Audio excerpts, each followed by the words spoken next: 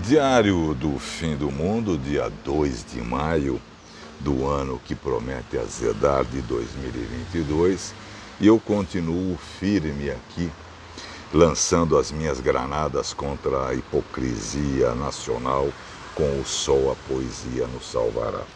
Ontem, dia 1º de maio, dia do trabalhador ou dia do trabalho, pela ótica do patrão, eu acompanhei todo o processo aqui da minha janela. Afinal, eu fico num divisor de águas aqui no meu bairro dos Coxinhas, aqui perto da Praça Buenos Aires, mais ou menos como os Solimões de um Negro, né? Tinha um separando um do outro da Paulista com o que vem aqui de baixo, aqui do Pacaembu. De um lado, aqui embaixo, no Pacaembu, eu vi bandeiras das grandes centrais sindicais defendendo os valores reais, como reposição salarial, contra o desemprego, né? Contra a uberização do trabalho no Brasil e no mundo, em defesa da saúde pública, né? Em defesa de políticas públicas necessárias, tão necessárias para um país onde que nós temos hoje em dia, quase 30 milhões de pessoas na miséria. Foi um movimento que não tinha muita gente, é claro, como todo mundo viu, mas também teve gente que fez discurso e tinha, como sempre, boa música, né? Afinal, a massa trabalhadora, não se esqueça, está duranga, né? Não tem aumento. E vir para o centro, se tiver que pegar duas condições, lascou, não dá. Não dá para vir, que seriam 4 condições num dia, daria mais de R$ 20, fora comida, bebida, o cara não vai sair daí, né? E esse pessoal todo que luta por uma melhor qualidade de vida é chamado pelo capitão e pelos seus amigos de comunistas. Por outro lado, lá para frente do prédio da Fiesp, subindo aqui, os seguidores do capitão, formados por blocos difusos de rostos quase todos branquelos, né? Afinal, eles se unem ideologicamente pela usurpação da cor verde e amarela e gritam frases desconexas, e aqui vai um oxímoro precioso a favor do desrespeito às leis e à ordem pública, e defendem, em outros temas, a invasão do prédio do STF. Eu inverto a pergunta e diria assim, faria uma pergunta a esses protestadores, que o único objetivo deles é em defesa disso, da invasão do STF, contra a Constituição, em defesa do governo militar, em defesa do capitão e dos seus filhos. Pois é, voltamos a um velho, o poder absolutista de Luís XIV, parece. Ou então ao Iraque, né, do Saddam Hussein, né? Vocês escolhem. Mas eu faria uma pergunta a esse pessoal, classe média, proprietário de loja, que estava lá e tal. O que vocês acham se alguém fizesse um discurso apregoando para invadir as suas lojas e os seus supermercados, ou minha casa, ou a casa do vizinho? Eu seria totalmente contra. Totalmente contra. Da mesma forma como eu sou totalmente contra a invadir o STF. Agora, quem prega a invasão do STF, que está pregando uma invasão, é o quê? Comunista. Perfeito? Comunista. Portanto, o capitão e os seus defensores são comunistas.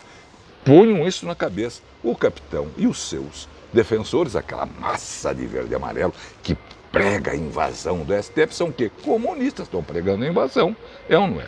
Por isso, nesses tempos de falsos profetas, que a todo tempo surgem nas nossas mídias sociais e embebedam os jovens com o veneno da mentira, hoje eu fui buscar um pequeno trecho de um sermão de um pastor luterano chamado Martin Niemöller, que nasceu na cidade de Lippstadt, na Westfália, na Alemanha, em 1892.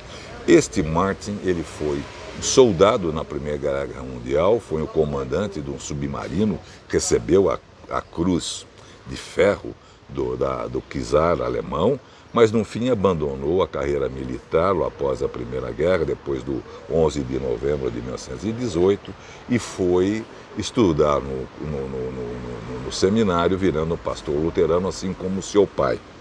No início, em 1933, com a campanha nacionalista pegada pelo Hitler, ele teve uma certa tendência e se iludiu durante um ano com Hitler. No ano seguinte, ele e a liderança de pastores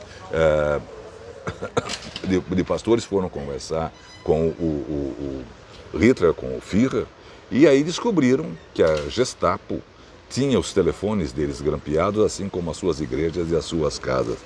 Aí ele caiu, se transformou no inimigo de Hitler, foi preso várias vezes. Em 1937, ele foi mandado pelo próprio Hitler para o campo de concentração de Dachau, tendo sido libertado apenas em 1945 pelos aliados.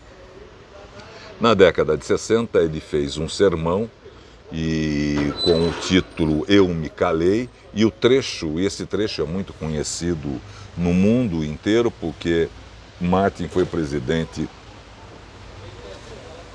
mundial das igrejas protestantes em Genebra. Eu me calei diz assim: quando os nazistas vieram buscar os comunistas, eu fiquei em silêncio, afinal eu não era comunista. Quando eles prenderam os sociais-democratas, eu também fiquei em silêncio, afinal eu não era social-democrata.